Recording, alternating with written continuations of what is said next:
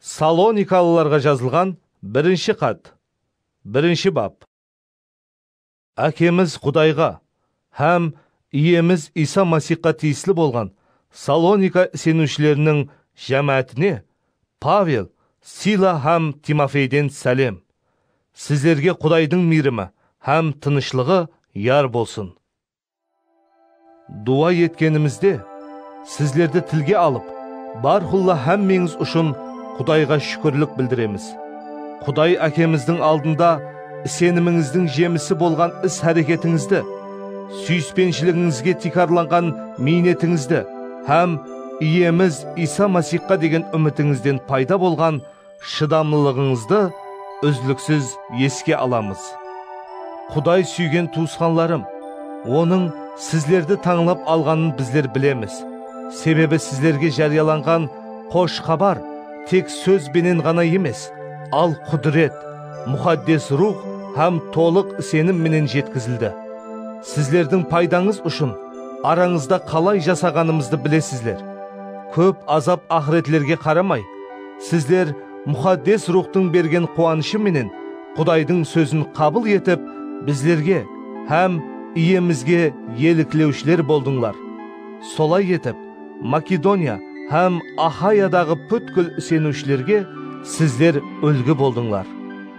Өйткені, иеміздің сөзі сіздерден тарқап, Құдайға деген сеніміңіз хақында хабар тек Македония һәм Ахаяға емес, ал һәмме жерге жетіп барды. Сондықтан біздердің бұл хақында бір нәрсе айтуымызға қажет қалмады. Себебі олардың өзлері біздерді қаншелі жақсы қабыл алғаныңызды һәм хақиқи тірі Құдайға қызмет ету үшін қалай бұтларды таслап, Құдайға қайтқаныңызды айтып берді. Және біздерді келешектегі қаһарлы жазадан құтқаратын Құдайдың өзі, өлімнен тірілткен ұлы Исаның аспаннан келуін күтіп атырғаныңызды да олар сөз етті. Салоникалыларға жазылған бірінші хат, екінші бап. Туысқанлар, сіздерге болған сапарымыздың босқа кетпегенін өздеріңіз де білесіз. Бірақ өздеріңізге мәлім, бұнан алдын Филиппте азап шегіп, масқаралануға душар болған едік. Дегенменен, күшлі қарама қарсылықларға қарамастан, Құдайдың қош хабарын сіздерге жариялау үшін, біздер Құдайымыздан мәртлік алып тұратұғын едік.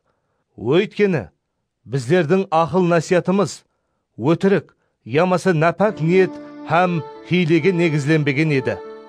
Керісінше, Құдай біздерді мінәсіп көріп, біздерге қош хабарды сеніп тапсырды.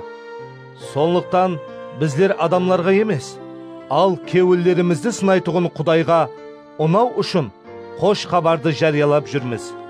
Хабарыңыз бар, біздер еш қашан жағымпазлық сөздері, ямаса пайда күнемлік нықабы менен келмедік. Құдай бұған гуа. Және біздер ешкімнен, я сіздерден, я басқалардан хүрмет мақтау іздеп жүрген жоқпыз. Масихтың елшілері сипатында сіздерге ауырмалық салуымызға болар еді. Бірақ балаларына ғамқор болған ана сияқлы сіздерге мүлайым болдық. Сіздерді ұслай жақсы көріп, сіздерге тек Құдайдың қош хабарын емес, ал өз жанларымызды беруге де қайыл едік. Себебі сіздер, біздер үшін соншелі қадірлі едіңіз. Туысқанлар, біздердің ауыр минетіміз һәм қиыншылықларымыз ядыңызда. Ешбіріңізге ауырмалығымыз түспеуі үшін, күні түні минет етіп, сіздерге Құдайдың қош хабарын жарияладық. Сіз сенушілердің алдында қандай мұқаддес, хақ һәм кемшіліксіз болып жасағанымызға, сіздер де, Құдай да гуа. Хабарыңыз бар, бір әке өз балаларына қандай қатынас жасаса, біздер де сіздердің әр біріңізге сондай қатынас жасадық. Сіздерге ақыл насият һәм жұбаныш беріп, өз патшалығына һәм салтанатына шақырған Құдайға ылайықлы жасауды өтініш еттік. Біздер Құдайға және бір нәрсе үшін үзліксіз шүкірлік етеміз. Өйткені сіздер Құдайдың сөзін біздерден естіп қабыл еткеніңізде, Bunu adamның сөзі sıfatında емес, ал Құдайдың сөзі sıfatında қабыл еттіңдер. Бұл сөз хақиқаттан Құдайдың сөзі болғанлықтан, сіз сенушілерде әрекет етпекте. Себебі, туысқанлар, сізлер Масих Исаға тиесілі болған Яхудиядағы Құдайдың жамаатлеріне елікілеушілер болдыңлар. Олар Яхудилерден қандай азап ақырет көрген болса, сізлер де өз миллетіңізден сондай азап ақырет көрдіңдер. Иеміз Исаны һәм пайғамбарларды өлтірген Яхудилер біздерді де қуып шығарды. Һәм олар Құдайды нариза қылып, бүткіл адамларға дұшпанлық істеп атыр. Басқа миллетлердің құтқарылуы үшін біздердің сөйлеуімізге олар тосқынлық жасап, әр қашан өз күналарының мөлшерін толтырып атыр. Бірақ олар ақырында Құдайдың ғазабына ұшырайды. Туысқанлар, сіздерден аз уақытқа айра түсіріліп, өздеріміз алыста болсақ та, кеуілеріміз сіздер менен бірге еді. Сіздерді жүдә сағынып, дидар көрісуге қатты тырыстық. Сондықтан сіздерге барғымыз келіп, әсіресе мен, Павел, бірнеше мәрте бармақшы болғанымда, шайтан біздерге кесент етті. Біздердің үмітіміз, қуанышымыз, һәм иеміз Иса келгенде, оның алдында киетұғын мақтау тажымыз не? Сіздер емессіз бе? Ауа, мақтанышымыз һәм қуанышымыз сізлерсіз. Салоникалыларға жазылған 1-ші хат, 3-ші бап. Солай етіп, біздер артық шыдай алмай, Афинада жалғыз қалуды ұйғардық. Сеніміңізді бекемлеп, сіздерді жігерлендіру үшін, Масихтың қош хабарын жариялайтұғын Құдайдың қызметшісі, туысқанымыз Тимофейді сіздерге жібердік. Азап ақыретлер себеплі ешкім сенімде сілкінбесін деп, біздер осылай істедік. Азап шегу тағдырымызге жазылғаны өздеріңізге мәлім. Өйткені сіздер менен бірге болғанымызда, азап шегетұғынымызды алдын айтқан едік. Хабарыңыз бар, айтқанымыздай анық солай болды да. Сондықтан мен де артық шыдай алмай, азғырушы сіздерді азғырып, минетіміз босқа кетпесін деп, сеніміңіздің жағдайын білу үшін Тимофейді сіздерге жібердім. Бірақ сіздердің жаныңыздан біздерге жаңа ғана қайтып келген Тимофей, сіздердің сеніміңіз һәм сүйіспеншілігіңіз хақында қуанышлы хабар алып келді. Біздерді бар қолла жақсы ой менен еске алып, біздердің сіздерді сағынғанымыздай, сіздердің де біздерді сағынып атырғаныңызды айтып берді. Сол себептен, туысқанлар, қиыншылықлы һәм азап ақыретлі жағдайда сіздердің сеніміңіз себеплі жігерленіп қалдық. Себебі сіздер иеміз бенен беккен байланыста болсаңыз, біздердің жанымыз жай табады. Құдайымыздың алдында сіздер себеплі алған барлық қуанышымыздың есесін оған қанша шүкірлік айтып қайтарсақ та аз. Сіздер менен жүзбе-жүз көрісу үшін, һәм сеніміңіздегі жетіспеген нәрселерді толықтыру үшін, күні-түні бар күшіміз бенен дуа етіп атырмыз. Әкеміз Құдайдың өзі, һәм иеміз Иса сіздерге баруға жолымызды ашсын. Иеміз бір-біріңізге һәм бүткіл адамларға деген сүйіспеншілігіңізді, біздердің сіздерге деген сүйіспеншілігіміз сияқлы көбейтіп арттырсын. Солай етіп, иеміз Иса өзінің бүткіл мұхаддестері менен келгенде, әкеміз Құдайдың алдында мұхаддеслікте кемшіліксіз болуыңыз үшін жүректеріңізді бекемлесін. Салоникалыларға жазылған 1-ші хат, 4-ші бап. Енді болса, туысқанлар, Құдайға ұнау үшін қалай жасау керектігін сіздер біздерден үйрендіңіз. Әзір осылай жасап атырсыз да. Бұл істе және де алға ілгерлеуіңізді иеміз Исаның аты менен сіздерден өтініш етіп сұраймыз.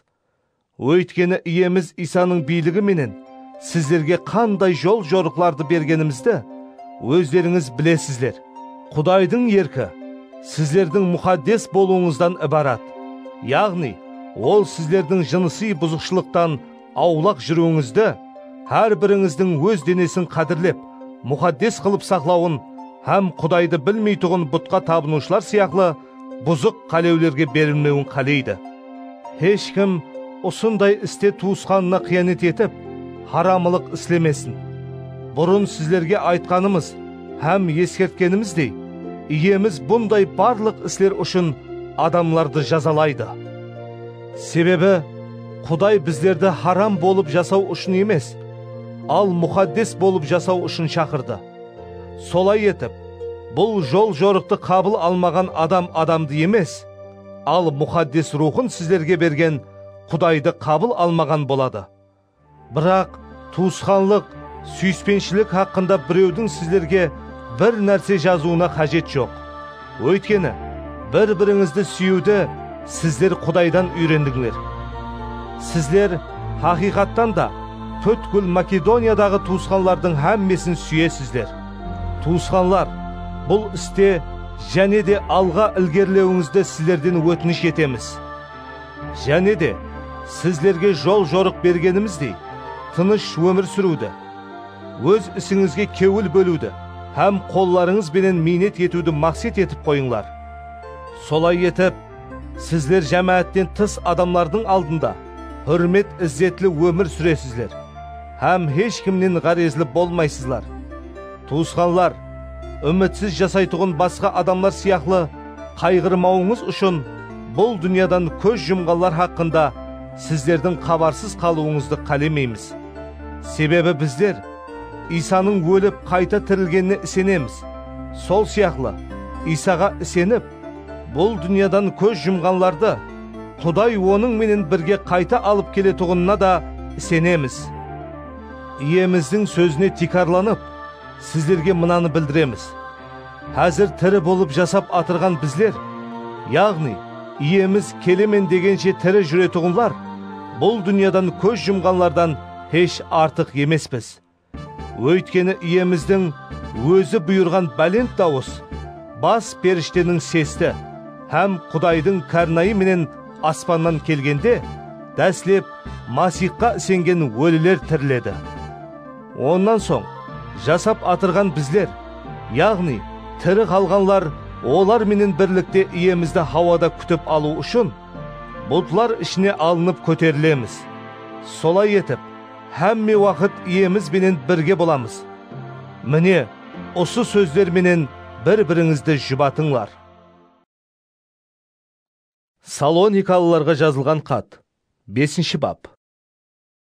Туысқанлар, бұл уақиялардың уақыт һәм мәусімлері хақында сіздерге жазудың керегі жоқ. Себебі иеміздің күні түнде ұрының келуі сияқлы, келетұғынын сіздер анық білесіздер. Адамлар әммесі тыныш һәм қауіпсіз дегенде, жүклі хаялды бірден толғақ тұтқандай, олар тосаттан апатқа ұшырап, қашып құтыла алмайды. Бірақ, туысқанлар, сіздер қараңғылықта болмағанлықтан, сол күн сіздерді ұры түскендей ғапылда қалдырмайды. Сіздердің әммеңіз нұрдың һәм күндіздің балаларысыз. Біздер түнге ямаса қараңғылыққа тиесілі емеспіз. Сонлықтан басқалар сияқлы ұйқыламайық, ояу һәм сергек болайық. Өйткені, ұйқылайтұғынлар түнде ұйқылайды, мәс болатұғынлар да түнде мәс болады. Ал күндізге тиесілі болған біздер сергек болайық. Сенім һәм сүйіспеншілікті сауыт қылып, құтқарылуға деген үмітті басымызға дулыға қылып киейік. Себебі, Құдай біздерді өзінің ғазебіне ұшырауымыз үшін емес, ал иеміз Иса Масих арқалы құтқарылуымыз үшін тайынлады. Тірі болсақ та, өлі болсақ та, біздерді өзі менен бірге жасасын деп, Иса Масих біздер үшін өлді. Сонлықтан әзір іслеп атырғаныңыздай, бір-біріңізді жігерлендіріп, бір-біріңіздің сеніміңізді беккемлей беріңлер. Туысқанлар, араңызда минет еткенлердің, яғни иеміздің жолында сіздерге жол басшылық қылып, ақыл насият бергенлердің қадірін білуіңізді сіздерден өтініш етеміз. Іслеген іслері үшін оларды сүйіп, шексіз hürmet етіңдер. Өз ара тату жасаңлар. Сіздерге жалбарынамыз. Туысқанлар, іш жақпасларға ескерту жасап, жүрексізлерді жігерлендіріңлер. Күшсізлерге жәрдем беріп, әммеге сабырлы болыңлар. Абайлы болыңлар. Ешкім жаманлыққа жаманлық бенен жауап қайтармасын. Керісінше, әмме уақытта бір-біріңізге һәм бүткіл адамларға жақсылық істеуге ұмтылыңлар. Бәрхулла қуаныңлар. Тынбай дуа етіңлер. Қандай аухал болса да, Құдайға шүкірлік білдіріңлер. Өйткені Масих Исаға тиесілі болған сіздерге деген Құдайдың еркі ұсылар. Мұқаддес рухтың ісін тоқтатпаңлар. Пайғамбаршылық сөздерін кемсітпеңлер. Бірақ әмме нәрсені сынап көріңлер. Жақсылыққа жабысып алыңлар. Әр қандай жаманлықтан қашыңлар. Тынышлық беруші Құдайдың өзі сіздерді толық мұқаддес қылсын. Бүткіл рухыңыз, жаныңыз һәм денеңізді иеміз Иса Масихтың келуіне кемшіліксіз қылып сақласын. Сіздерді шақырған Құдай садық. Ол ұсыны әмелге асырады. Туысқанлар, біздер үшін дуа етіңлер. Барлық туысқанларды мұқаддес поса менен сүйіп сәлем айтыңлар. Бұл хаттың әмме туысқанларға оқып берілуін иеміздің аты менен сіздерге қатаң түрде тапсыраман. Иеміз Иса Масихтың мейірімі сіздерге яр болсын.